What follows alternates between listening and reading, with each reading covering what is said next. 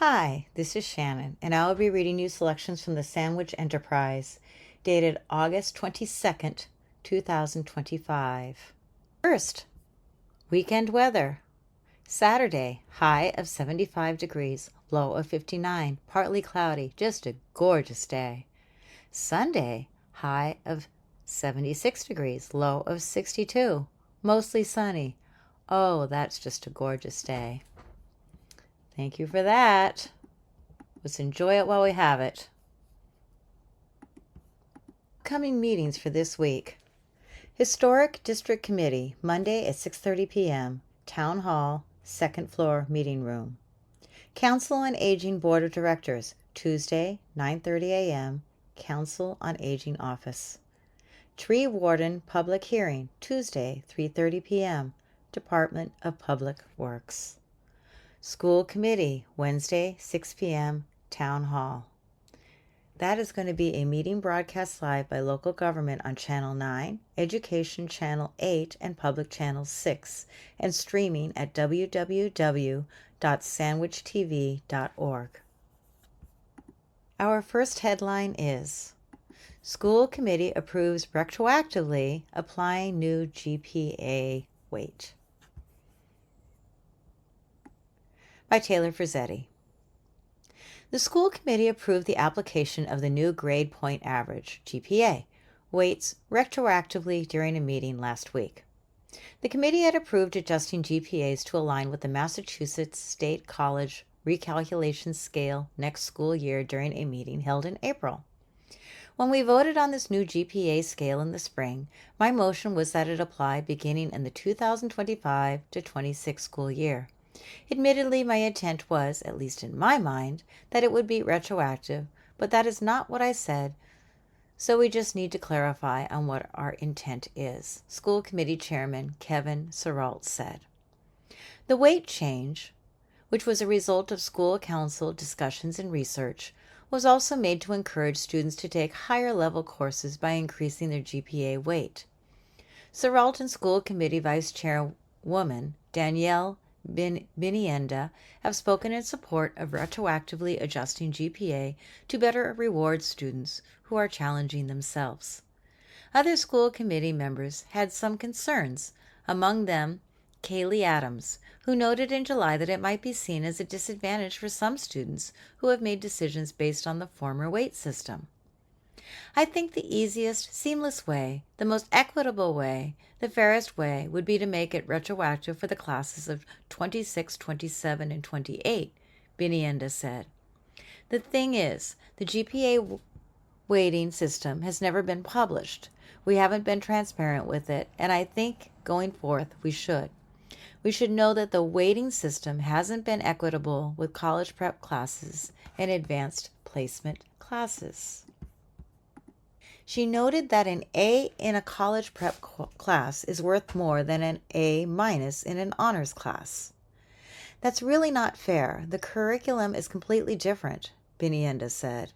We are always talking about student retention and academic rigor and challenging our students and encouraging them to be the best that they can.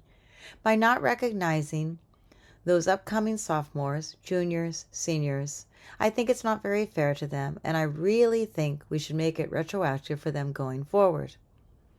School committee member Tracy Goodwin asked if more information on the school council meeting on this topic could be shared. Serault there said that there was some inconsistencies with the prior scale, and during those meetings, students expressed that they wanted to see the changes done retroactively. If we feel like there is an inconsistency here, I don't know why we would want to maintain that inconsistency for the next 3 years in this hybrid form, he said. School committee member Susan Miller said that it makes good sense to have the GPA school reflect the weight scale used by colleges and universities. At the end of the day, they are just numbers, she said. I know they are important numbers, but they are numbers. She said she is more interested in how faculty members are working to conduct authentic assessments of student learning. Adams asked if 2 students in different grades taking the same class would receive different grades due to the new scale. Superintendent Joseph P. Morosak said that would not happen. What is being proposed is the GPA and the weightings will go into effect for all students starting this school year, he said. Marusak said that he does not recommend retroactively changing grades to reflect the new weights. I think it's problematic to change the set of rules after the fact for things that have already happened, he said. Marusak said that the school council modeled the changes with students in the class of 2026. He said 89% of students will have their class rank changed by the retroactive application, and that a fairly large amount of rising seniors are aware of what their class rank is. I think that it is highly problematic, and I think that that would create a considerable amount of consternation and issues, starting with the high school administration, he said. This is a policy decision. Obviously, it's your choice. I am just putting it out there. I think, because of these critical reasons, I would not advise it. He said that under the new system, most students will see a rise in their GPAs. However, some will show a decline. Applying the changes retroactively passed with a vote of 4 in favor and 3 opposed. Our next headline is the Finance Committee approves reserve fund transfer for DPW fire substation project by Taylor Fruzzetti. The Finance Committee took a small step towards moving the proposed Department of Public Works, DPW, and fire substation facility forward during a meeting held on Tuesday. The committee unanimously approved transferring up to $50,000 from the reserve fund to help with costs associated with exploring other options for the project. Town Manager George H. Budd Dunham said that consultants for the project have been looking at ways to reduce costs and ultimately the size of the structures. Chairman Ed Colupi asked if a reserve fund transfer could be a possibility to help continue the work and answer outstanding questions. Dunham explained that when significant requests are made, sometimes the town receives bills related to the additional work and other times that it is included. He said that if he had to guess, it would cost around $25,000 to $50,000 to answer outstanding questions. So long as we are focusing on this site and reductions in scope on this site, that range would make sense. If we were looking at another site, then that would really blow up what the design fees would be like. They've done all of the existing conditions work and the geotechnical work and the volume of cut and fill. So they have a good idea on those items for this site, Assistant Town Manager Heather B. Harper said. If we are looking at another location, then we'll really be going back to the drawing board on design at that point. The committee had been asked to consider 3 questions related to if they agree with the need for the building, the proposed location, and the associated cost of approximately $58 million. Finance Committee Vice Chairwoman Crystal J. Smith noted that she felt everyone in the committee has recognized that there is a need to update the 2 buildings. However, she noted that she has heard members of the public asking why there is a need for a new fire station, as the station on Quaker Meeting House Road was recently built. Having both the DPW and the fire station there, I think that there is a need that as well because of storms, shared bunks, and making things quicker, she said.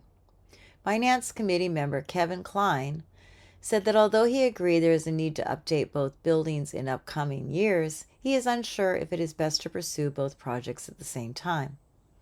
I am not convinced on the location, he added. Klein asked DPW Director Paul S. Tilton if putting the DPW in the hole on a constrained site would be an ideal location. As far as the site is concerned, I think if someone said, Paul, pick any site, anywhere as big as you want, would this be it? No, it would not. It's not ideal in terms of the size, Tilton said. Unfortunately, we don't have the luxury to just pick a site that's perfect for the DPW. I think we do like the site. We like the location. It's close to Route 6. We like the fact that it's next door to the landfill and transfer station. Klein also asked if there was a second preferred location for the fire department and noted that there may be some potential savings when it comes to the bunk rooms for off-duty firemen. Not a huge savings there, I can't imagine, but there is a perception of it's a fire department, not a hotel, and every little bit we can save will help, he said. Finance Committee member Bob J. Gurin said that he thought the 3 questions were goofy because the questions the committee asked in the past have gone unanswered. I think everyone at the table will say there is a need. I think the very next question is, a need for what? He asked. If somebody said, I need a car, we might all agree they need a car. But then you have choices. You could get a Kia, you could get a Mercedes, you could get a Rolls-Royce, but everyone would agree that you need a car. Not everyone would agree that you need a Rolls-Royce. He added that when it came to the cost, he believed that every committee member expressed loudly and clearly that the proposal was too expensive. Finance Committee member Jeffrey Picard said he viewed the 3 questions as a litmus test. I think the need has been demonstrated. What has not been demonstrated in my mind, though, is a solution. Just because there is a need doesn't mean, therefore, we need new buildings, Picard said. He said that he believed the DPW needs to be addressed first due to restraints on the current site and risk for employees. Nancy A. Crossman noted that she felt like the alternate locations presented at the last meeting were skimmed over and that a traffic light would likely be needed in the proposed location, adding that there is already a significant amount of traffic in the area. I know that everybody wants to see different locations and why this one was chosen, but how much is it going to cost for us to go back and keep looking at other locations? Smith asked. Colupi asked about getting a sense of other future projects. Dunham said that the school district recently got a quote to the tune of $135,000 for a review of all 3 buildings to determine upcoming facility needs. He said that if the committee wanted to do a reserve fund transfer for that project, then the school district would be able to proceed quickly. Gurin made a motion to approve the transfer. However, Crossman asked if the school committee had already voted on the matter. Harper said that she was not sure. Klein noted that it would be unusual to approve a reserve fund transfer without being asked to do so first. Gurin said that he would withdraw the proposal. However, he said that until we know what else is for major capital projects is looming, however long that takes, this proposal isn't going to be advancing. He changed his motion to add that it is conditioned upon the approval of the school committee. In addition to the review of the school buildings, Habib and Associates also provided a quote of $155,000 for the same process on the town buildings. However, Dunham said that town officials thought that price tag was exorbitant and unnecessary, and that the review work could be done internally. Picard asked why the price tag to review the school was seen as adequate, but not the price of reviewing town buildings. Dunham said that it is likely due to Habib and Associates specializing on school buildings. While the motion was still on the table, Dunham spoke with Select Board member R. Patrick Ellis, who was in the audience. Dunham said that Ellis noted that the item was not on the agenda. He said that he will check with Town Council if another meeting is necessary. Dunham joked about the committee being in a giving mood and asked if they would consider an additional reserve fund transfer to help answer questions regarding the location of the proposed project. Finance Director William Jennings said that if the $50,000 is not spent, it will go back to the reserve fund. Finance Committee member Matthew D. Anderson said that approving more funds for further studies would send a mixed message to the townspeople. We are sitting up here saying, we are so concerned with the taxpayers' money, but we are going to expend an additional $50,000 to look at locations that have already been looked at, he said. Gurin said that having an independent review of the location could give committee members and taxpayers more confidence around the project, even if the current location is selected. I don't think that the public is going to be any more sold because 1 more or 2 more people or 3 more people on a finance committee are saying, I am sold, Anderson said. I don't think we hold that power over the public. They don't pay attention in the first place. That's why we are here. Fire Chief John J. Burke said that he is supportive of the additional $50,000 due to being in a position where options need to be explored. I've done a lot of work with the insurance companies leading into this, and I'll just mention to the committee here that if we can move that ladder truck north of Route 6 and west of 6A, our insurance score goes up 4 points, Chief Burke said. It doesn't seem like a lot, but once we go to a regional dispatch and we get reevaluated, we go up to an insurance services rating 2. That is really important information. If we can get something in that area and get the ladder truck there is going to be significant insurance benefits for us, he said.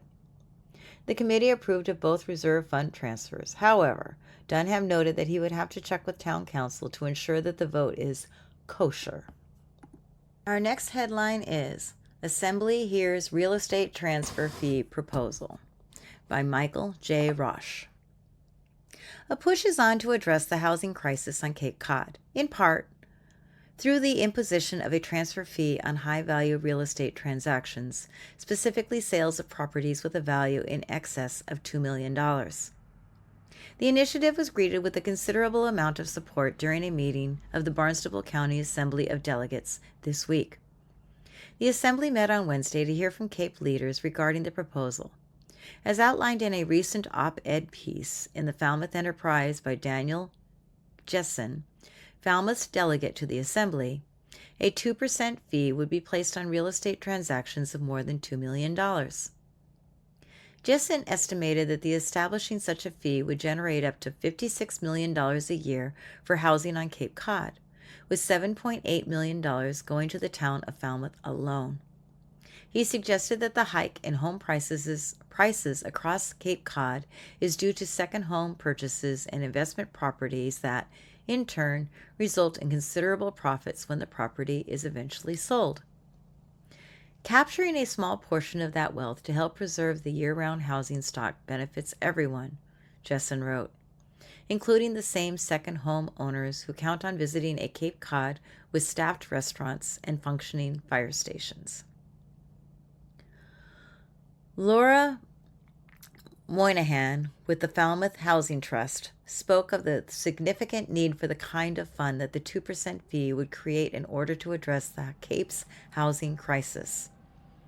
Moynihan said that the lack of affordable housing is driving workforce families off Cape Cod, where they are likely to find employment, putting Cape businesses at risk of losing workers. Estimates that are that between 800 to 1,000 such families leave the Cape annually, she said.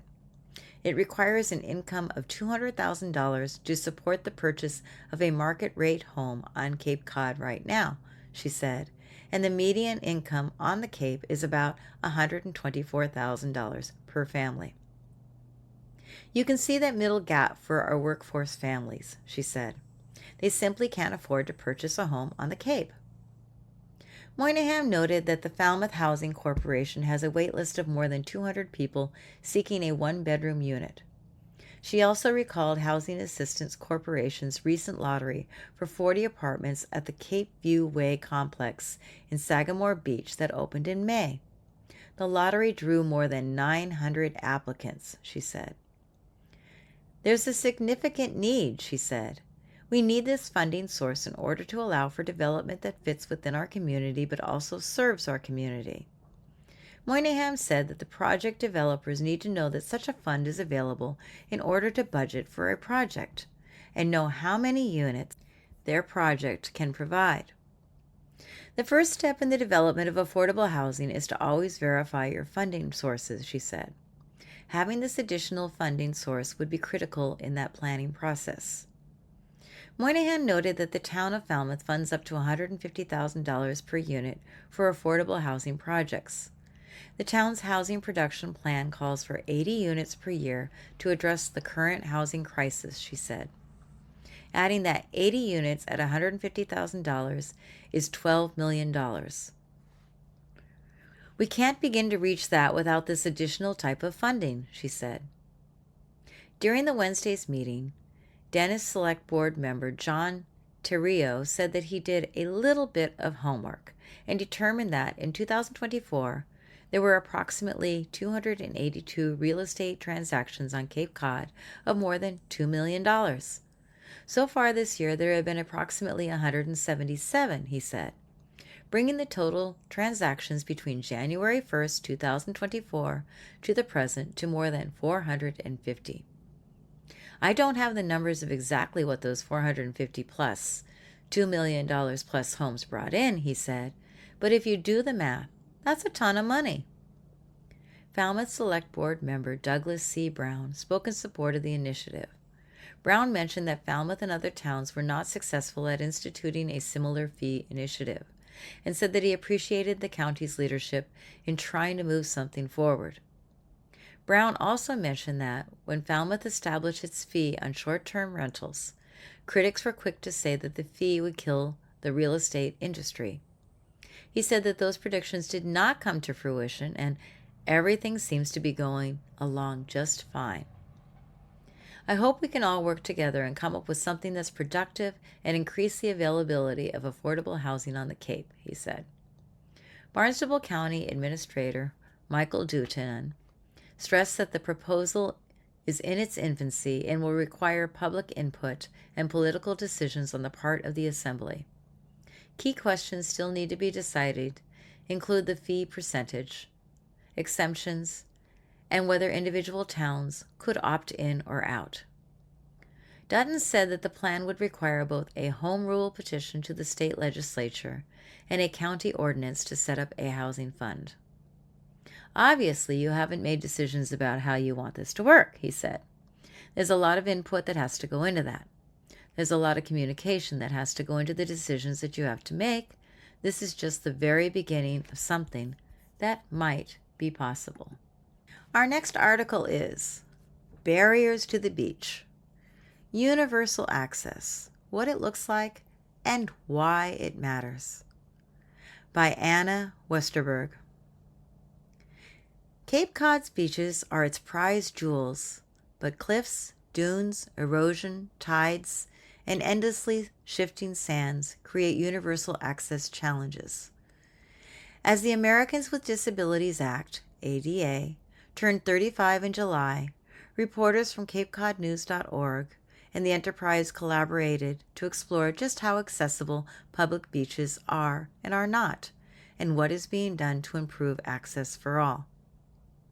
In this third installment of Barriers to the Beach, we dive into what universal access can look like, explore why it matters, and share success stories from locals that are giving accessibility their all.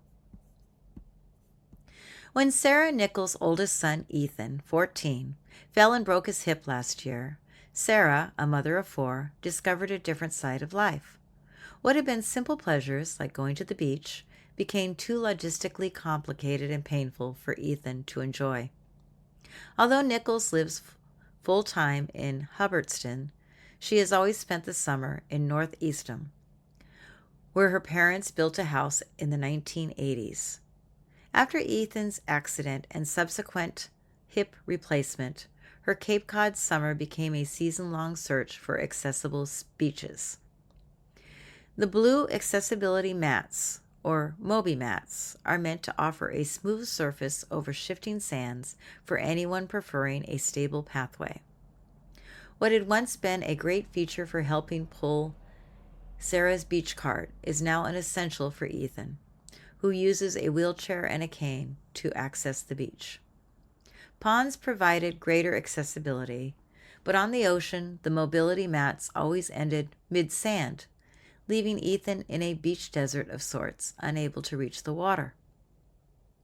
At Coast Guard Beach, the handicapped parking lots are so far away from where the trail is, so they're really not accessible if you're having mobility issues, Nichols explained. Why does accessibility matter? According to the Cape Organization for Rights of the Disabled, CORD, everyone wins when accessibility is a priority, including businesses, shops, restaurants, and towns themselves. For a lot of people, this adds up. 1 in 4 Americans over the age of 18 has a registered disability. On the Cape, 20,000 people between the ages of 18 and 64 live with a disability. There is no reason for, in this day and age, why people can't go out on the beaches. Kathy Taylor, Director of Services at CORD, said, "Technology is better because there's a market for it. They finally realize that people with disabilities have money and want to spend their money. They want to enjoy the same thing that everyone else does. And it took forever for our country to realize this. Both federal and state laws govern disability rights and accessibility accommodations. The Agricultural Barriers Act, ABA, passed in 1968. The Americans with Disabilities Act, ADA, signed into law in 1990. And Section 521 of the Code of Massachusetts Regulations by the Massachusetts Agricultural Access Board. These laws prohibit discrimination and, as such, require that any offering of public services provide equal accessibility. This applies to both state and local government activities and programs, including recreation and public beaches. What does universal beach access look like? Richard Cohen, a disabilities rights attorney for almost 5 decades and the County Associate Commissioner for Disabilities on Martha's Vineyard, spearheads the Beach Within Reach project to make 30 of the island's beaches accessible. For starters, he said, there must be a smooth and firm path of travel leading from the parking to the mean high tide line. If there is an incline of more than 5%, it has to be ramped and it has to have handrails, Cohen said. There also needs to be parking. You have to have at least one accessible spot for every 25 spaces, he said. So if you have 100 spaces, you need to have at least 4. Additionally, any public facilities such as showers, toilets, picnic tables, playgrounds, and food service buildings must be accessible themselves or offer accessible counterparts. The law does offer exceptions: steep dunes with more than an 8% incline, ecologically sensitive areas such as bird sanctuaries, and important historical, cultural, and religious sites. It also offers an undue hardship exemption if the cost to provide accommodations would be financially unreasonable, mostly relevant for small businesses and nonprofits. But even then, if accessibility can be implemented, even just partially, to coexist with the projected sites or to find a way around the dunes, it has to be applied. Success stories in Dennis. Dennis has 17 saltwater beaches and 2 pond beaches.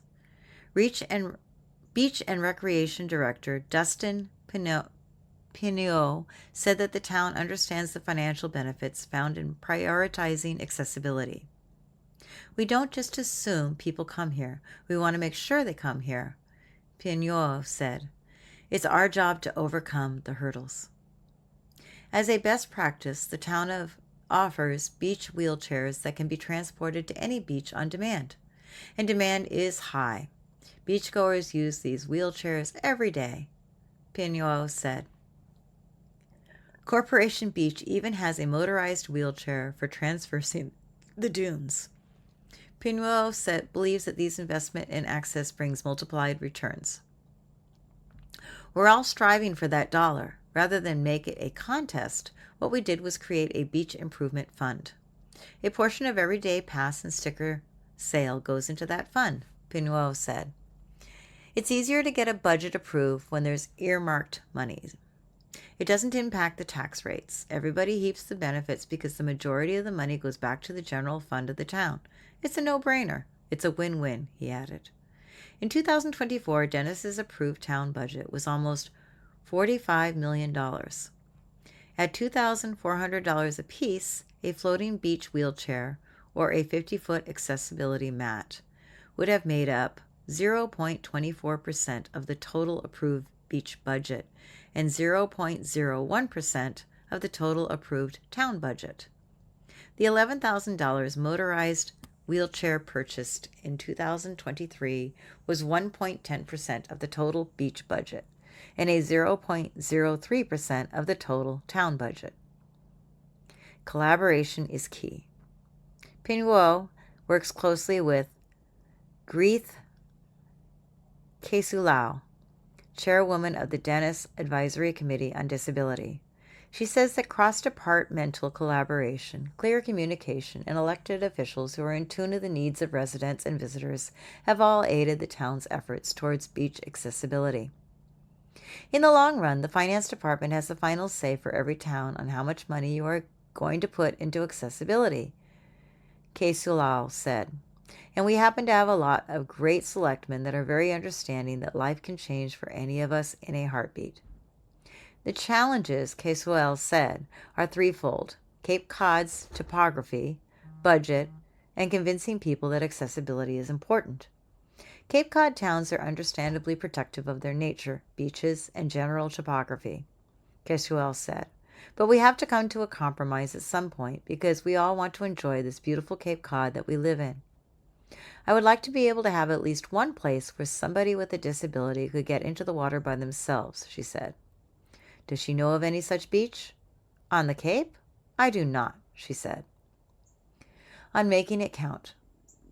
Next summer, Ethan Nichols will be 15 years old. Once again, he will walk on Eastham's beaches, recovered from his surgeries but living with lifelong restrictions. Looking back on the crazy shift life took over after Ethan's fall, Sarah said it was heartbreaking. Just thinking, oh, we can't go to First Encounter, to Bees River. That's where my husband and I got married. It's a special place for our family.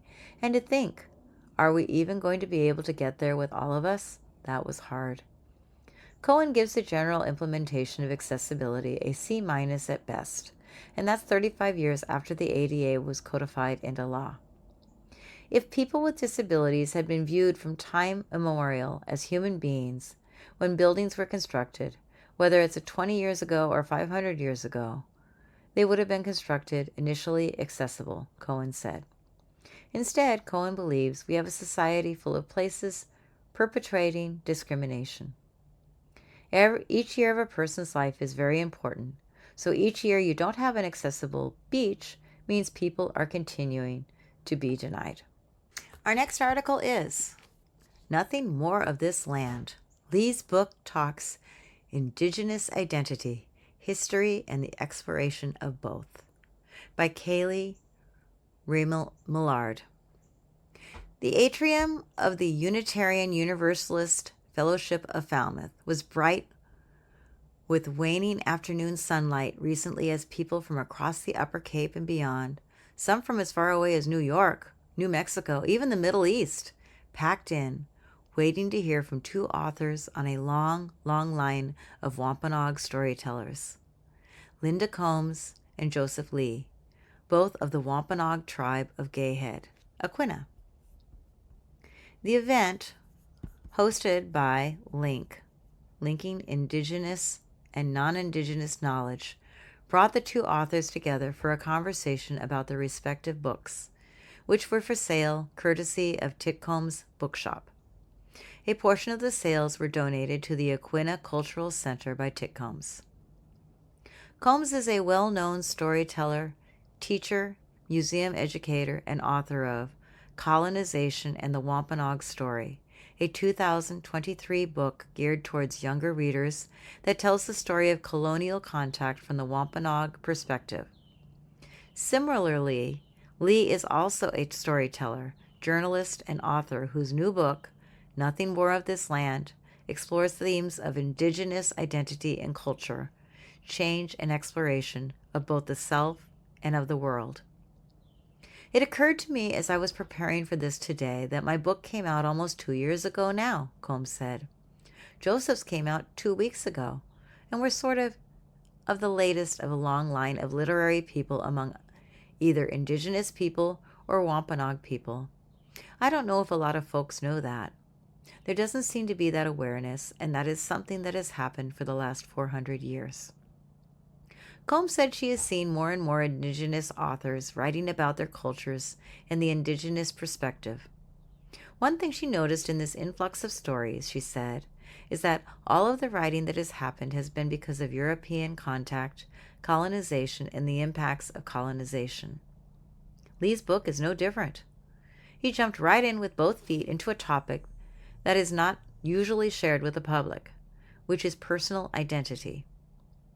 In my experience, such personal issues were not discussed publicly as it exposes you to so much misunderstanding, stereotypes, assumptions about who is Indian, who isn't, who gets to decide, Combs said. In Nothing More of This Land, If we were living in our traditional society, the need for this book, for both of our books, would be moot. Lee told Combs that the conversations being had that evening were exactly what I was hoping for when I wrote the book, to have good conversations with people who are engaged and interested in these topics. Speaking to the Enterprise prior to the event, Lee said that the original goal of his book was to learn more about his own tribe and family. Growing up, I think there was a lot that I didn't know and I didn't understand, and I think there are a lot of reasons for that, Lee said. One of them is just colonial history and the way we're taught about Native communities through school and the media in this country. Lee wanted to recover some of that history to share with his family and tribe, but things did not stop there. Another kind of goal that I had was really just trying to show and talk about the diversity of Indigenous identity and community. I think many different groups were often characterized in a very narrow way, and I wanted to show that that's totally not the case, and try to capture and share as much of the complexity and diversity of the Indigenous experience, culture, land, and people across the country and around the world, he said. That second goal brought him to corners of the world he had not yet explored, each with its own native culture he was eager to learn about. Lee's book includes stories from his own people in Aquinnah, but also the Maasai people in Tanzania, indigenous tribes in the Amazon, and tribal nations across the United States. And there is a visible through line with these stories. All of these native tribes are still facing the impacts of colonialism. Land is being taken, resources are being drained, and native cultures are in an all-out fight to maintain their way of being.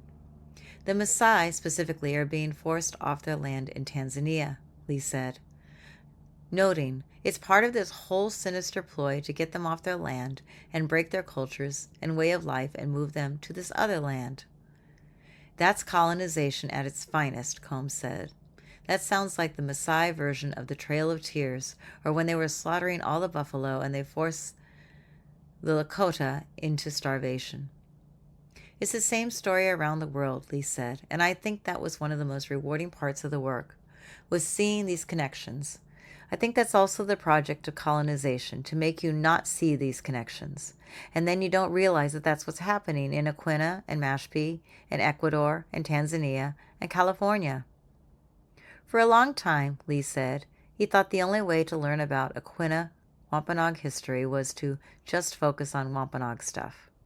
But what I realized over time is that by talking to people from other tribes and other indigenous communities is that they're dealing with a lot of the same questions and challenges and concerns, and talking to them was kind of a way of extending that dialogue and broadening my reach and hearing as many different perspectives as possible, he said.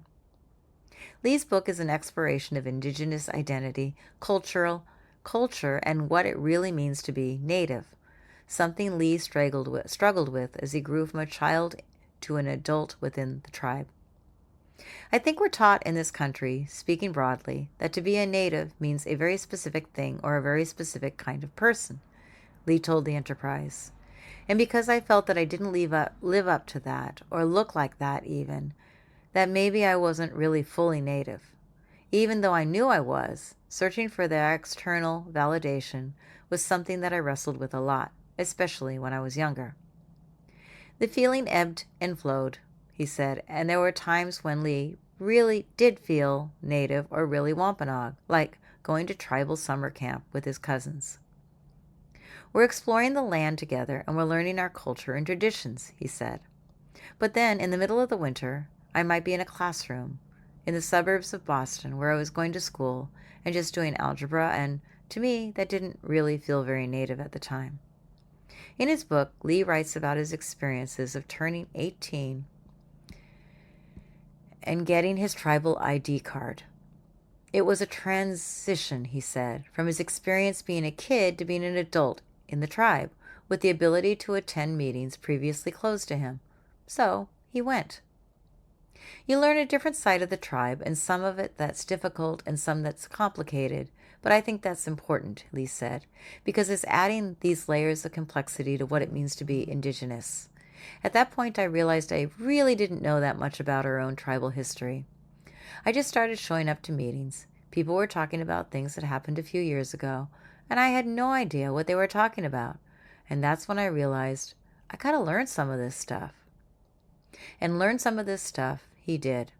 In researching tribal history and writing his book, Lee consulted his own family, especially his mom, a lot, in addition to others in Aquinnah. Tribal citizens, leaders, and cousins, of course. He went through old family records, his grandfather's notes, land deeds, and other documentation to piece more and more of his history together. Lee's journey of learning the history of his own tribe ultimately culminated in his new book.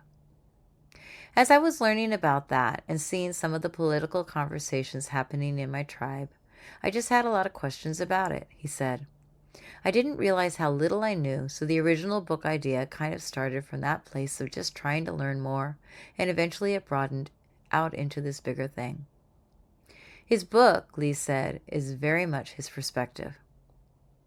I saw the book as my opportunity to just fully say what I wanted to say about it, because it's not as if we can exist in a world where people are never questioning our identity or never asking these questions, Lee said. I try to own that in the book, as it's very much from my perspective, and I never want to be speaking for Linda Combs or the tribe or even my family. I'm speaking for myself, and that's why I wanted to approach it this way, to put my own perspective up front. Like, here's who I am. Here's where I'm coming from and why I'm talking about these issues. Lee's ethos for the book, he said, was more, let's figure it out together than I'm an expert. I would say that I approached writing and researching the book in the same way that I hope many readers will approach reading it, which is just with an open mind and curiosity and honesty with ourselves about what we do and do not know. Lee said that when asked what he wants readers to know before picking up his book, I think the book in many ways is like me bringing the reader along with me as I'm discovering things, rather than me just being an expert and reporting a list of facts and findings. That's something that I think it would be nice for readers to go into the book knowing. Lee will be one of the many authors attending the 9th Provincetown Book Festival next month, when he will speak about Nothing More of This Land. Tickets are free, but reservations are recommended. Learn more at www.provincetownbookfestival.org. Next article is Deadline for State Seaport Economic Council Grant Program, September 10th.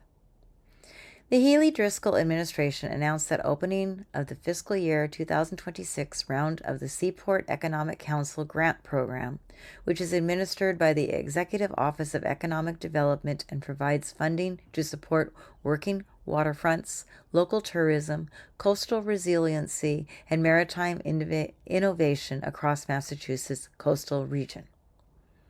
In Massachusetts, our coastal communities are economic engines and cultural treasures, said Governor Maura T. Healey. Through the Seaport Economic Council, we're investing in infrastructure, innovation, and resiliency to help these communities succeed for generations to come. This year, we're especially encouraging proposals that leverage advanced technologies to drive economic growth and protect our coastal assets. The Seaport Economic Council serves all 78 of Massachusetts' coastal communities by making strategic investments in properties that grow and sustain the maritime economy. EOED updated the grants categories for this round to focus investment on projects that leverage local and regional economic opportunities and support innovation. Applicants are encouraged to propose projects that incorporate the deployment, testing, and development of advanced technologies. Since August 2015, the Seaport Economic Council has invested more than $93 million in the state's coastal communities. EOED will accept applications through the Seaport Economic Council website for coastal infrastructure projects that are ready to begin in fiscal year 26. Applications are due by Wednesday, September 10th at 11:59 p.m. Our next fun article is Billy Beaver adds a wide array of music styles for Sandwich Community Radio by Mike Richard. Do your taste in music venture into the realms of jazz? Perhaps some Southern blues? maybe even gospel favorites or the sweet sounds of soul music. Just leave it to Beaver. Billy Beaver, that is. He is the host of Billy's Blues and All That Jazz on Sandwich Community Radio. He also curated the programming for Seventh-day Sounds, featuring gospel music, and the soon-to-be produced Sweet Soul Music. Billy Beaver, yes, that's his real name, hails from the small town of Horn Lake, Mississippi, in the northwest part of the state, about 5 miles from the state line of Tennessee, where Memphis starts. However, he didn't jump into the blues or jazz right away. The son of a country musician said, "My dad didn't call it country music. Back then it was hillbilly music." Beaver's initial interest grew when he, like millions of aspiring young musicians, first saw the Beatles on The Ed Sullivan Show. "I wanted to learn to play guitar, be in a band, and grow my hair long," he recalled. After playing in a series of teen bands and garage bands, he branched out into playing in clubs in Memphis. "I toyed with the idea of being a musician for a living, but the lifestyle and probably not having quite the talent to do it made me pursue something better for a regular paycheck," he said. However, he never lost his love for music, and by the early 1970s he discovered the blues because many of his favorite groups like the Rolling Stones, the Yardbirds, and the Animals found their own influences in the music of Muddy Waters, Howlin' Wolf, Bo Diddley, and Jimmy Reed. "I liked the blues, and after I discovered rock and roll, eventually I got into blues music," he said. "It's kind of ironic that I grew up in the Mississippi and Memphis area, yet my first intro into rock and roll was through the British groups." In the early 70s, artists like the Paul Butterfield Blues Band and Blues Project began to infiltrate the music scene. Around 1972, he went to see B.B. King for the first time in Memphis. It was kind of a musical conversion or enlightenment, because at that time his audience was still mainly African American, and it was kind of like going to a revival, he said. He has a very gospel sound in his singing, and seeing that live and how the audience yelled back and forth to him, the interaction, it just blew me away. While in college in the early 1970s, he began to learn about blues legend Robert Johnson. "I had never heard of him before, but all of his recordings from the 1930s were things that I discovered," he said. "I realized then that blues is a very big influence on rock and roll. There are a lot of similarities between the musical structure of the early rock and roll songs and the blues songs." The subtitle of his Billy's Blues notes it is From Cape Cod to the Crossroads. "There's that myth about Johnson selling his soul to the devil at the crossroads," he said. "Actually, they're always trying to identify the correct crossroads down in the Mississippi Delta where they think it's Highway 49 and Highway 61. So I thought that was a way to link my history, Mississippi, Memphis, and Mississippi Delta with Cape Cod." Although he admittedly often goes off into other music genres, he always comes back to the blues. After first leaving Memphis, he moved to Georgia and then briefly to Los Angeles before landing in Washington, D.C., where he worked for the U.S. Department of Labor. He would return to California, working in Los Angeles and San Francisco before he retired and moved back to Memphis. During the 12 years he was back in Memphis, he hosted a weekly blues radio show on a local college radio station. He also served as a judge for the Blues Foundation annual International Blues Challenge on historic Beale Street in Memphis. On Billy's Blues, he likes to educate his listeners on the background of artists, the history behind certain songs, and other bits of information on that genre of music. He has produced the weekly show, which airs each Friday at 8 p.m. and Monday at 5 p.m. for more than 70 episodes, dating back to his debut in March 2024. It was while working in Washington, D.C. in the late 1980s through the 1990s that he developed his interest in jazz, thanks to a local university radio station that introduced it to him. "I discovered a college station in D.C. where they played great jazz, and I would go to the Smithsonian to hear lectures on jazz," he said. Soon he began to whet his appetite in another realm of music. His weekly show, All That Jazz, has been on the radio station since February, airing on Sundays, Mondays, and Tuesdays at 6 p.m. Beaver's wife, Robin, is a Massachusetts native whose parents owned a house on Cape Cod. When he retired, they decided to relocate from their home in Memphis to the Cape in 2022. When I moved here, I discovered Sandwich Community Radio after attending an open house, and because I wanted to keep doing radio, it was a perfect fit for me, he said. He enjoys assisting program director Beth O'Rourke with some of the station's programming while branching out his varied interests in music. Beaver recently introduced the Sunday morning Seventh Day Sounds, a programmed hour of gospel music, most specifically African American gospel music. African American gospel music sounds a lot like rhythm and blues, but has gospel themes, he said, noting that such legendary performers as Mahalia Jackson and Sister Rosetta Tharpe created some of the early sounds. I just put together a mix of some classics like Jackson and Tharpe, along with the Swan Silvertones and some of Sam Cooke's early gospel career, he said. I just programmed a whole bunch of that stuff, which you can listen to on a Sunday morning every week at 11. It's a different mix of those artists. But this busy guy just gets busier, as the next show he has plans for on the docket will be Sweet Soul Music, mixing some of the sounds from Detroit's Motown label and Stax Records in Memphis. It's mainly some of the sounds of the 60s and 70s with some of your classic soul artists like Aretha Franklin, James Brown, Sam and Dave, and Otis Redding, he said. We'll go into maybe the middle to the latter part of the 70s before music switched to disco. Beaver encourages listeners of his show to perhaps consider creating their own show ideas, as there is plenty of room at the station for other radio talent. We're just really trying to grow the station and diversify the musical offerings that we have through a mix of all kinds of music, he said. We're hoping to work on new programming at the station and maybe have some genre-specific shows. Anyone with an interest in music, whether they have experience working in radio or not, is welcome to contact the station to consider joining the growing family of DJs there. I would encourage people interested in radio or doing a show. It is a little bit of commitment, so you have to stick with it if you're going to do a show every week, he said. But it's a great opportunity, if you love music, to get to share the music. Listen to all of Billy Beaver's shows at sandwichradio.org and on local Sandwich station 91.5 FM. Sandwich Community Radio is part of Sandwich Community Media, sandwichtv.org. Our next article is Police Award 12-Year-Old for Taking Action by Taylor Frizzetti. Sandwich police recognized the courageous efforts of 12-year-old Harper Hansen on Thursday.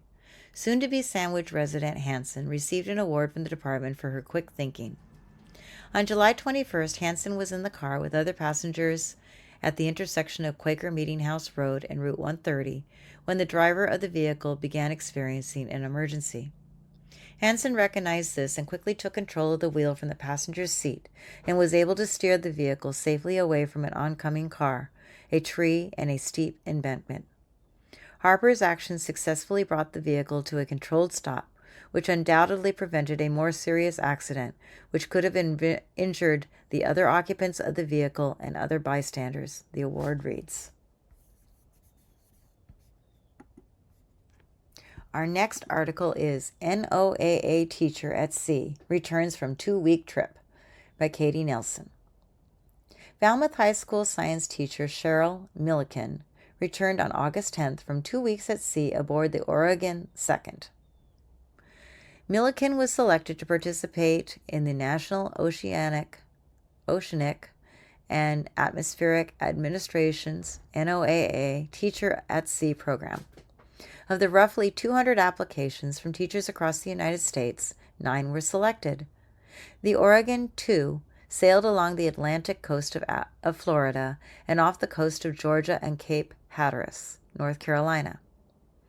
While at sea, Milliken and the team collected data on sharks and measured ocean surface temperatures, barometric pressure, depth and conductivity of the seawater. Milliken said that she will utilize her experience at sea in her lesson plans. She teaches marine ecology, a year-long course at Falmouth High School, as well as a half-year course Marine Engineering and Technology. During her time on the Oregon II, Milliken and the others worked 12-hour shifts and participated in research and data collection. One of the projects she worked on involved placing a long line baited with large circular fish hooks. Milliken said that the line used was a mile long, weighted down at the beginning, middle, and end of the line. The crew placed 100 Gangians, 12-foot-long fishing line, along the line and baited them to attract sharks. Sharks caught on the line were analyzed, tagged, measured, and weighed. The location and depth data give researchers more information on where, when, and what kind of sharks are in the area. Milliken said using her experience to teach her classes about sharks seems appropriate due to the increase in shark activity in town this summer. Milliken wrote about her experience on her NOAA blog about the work she did, as well as interviews with the engineers, crew members, fishermen, and technicians she worked with. Milliken said that her interviews are intended to show her students a range of occupations and experiences that they could perhaps see themselves doing someday. Falmouth High School started to offer the Marine Engineering and Technology course last year, after Vice Principal of Academic Programs Thomas McManamon encouraged teachers to design new STEM courses. The class is offered to grades 9 to 12. Falmouth is one of the only public schools in the country to offer the class. Milliken says that she hopes that their students will be inspired to explore the scientific community in Woods Hole and take advantage of their close proximity to groundbreaking oceanic research and exploration. The next article is Cape Cod Commission extends public comment period for regional plan. The Cape Cod Commission has extended the public comment period for the draft 2025 Regional Policy Plan. The public is invited to review the document and submit comments by Wednesday, September 24th. The updated plan strives to support the vision for the future of Cape Cod as a region of vibrant, sustainable, and healthy communities. The new plan will update the 2018 plan with suggestions, including coordinating a regional open space plan, developing a dynamic groundwater model, reducing risk in the coastal flood zone, and fostering zoning changes to support more housing. Submit comments in writing by mail to the Cape Cod Commission, P.O. Box 226, 315 Main Street, Barnstable, Massachusetts, 02630, or by using the form at capecodcommission.org. Comment. More details are available at capecodcommission.org.rpp-update. Next article is Water District Implements Voluntary Water Restrictions by Taylor Frizzetti. As of August 14th, the Sandwich Water District is implementing voluntary restrictions on daytime water use to help conserve resources during the drought. Southeastern Massachusetts is now at a Level 2 significant drought status as of August 8th. The Water District requests that residents and businesses adhere to the guidelines and avoid non-essential watering activities from 9 a.m. to 5 p.m. Non-essential watering activities include irrigation of lawns via sprinklers or automatic irrigation systems, washing of vehicles and washing of exterior building surfaces, parking lots, driveways, and sidewalks. Exemptions of the restriction include irrigation of lawns, gardens, flowers, and plants with a handheld hose, as well as businesses that require water use as a core function of the business. Reserving non-essential water use, such as watering lawns and gardens, to morning and evening hours increases the efficiency of the water use, a memo from the Water District says. Watering lawns and gardens during the heat of day is inefficient, as water is more prone to evaporation rather than soaking into soil and lawns. Watering by hand also increases efficiency as people are more mindful of water usage than they are when using automatic sprinklers. Questions can be addressed by calling Sandwich Water District at 508-888-2775. Unfortunately, that is all that I have time for. This is Shannon, your reader, wishing everybody a wonderful, lovely week, and really looking forward to some beautiful weather coming ahead. Thank you so much.